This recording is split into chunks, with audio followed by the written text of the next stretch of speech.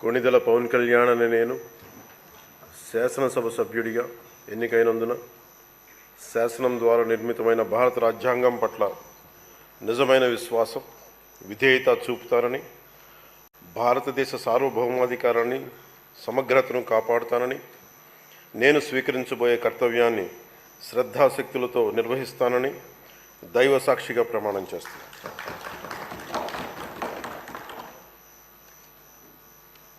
కొణిదెల పవన్ కళ్యాణ్ అని నేను ఆంధ్రప్రదేశ్ శాసనసభ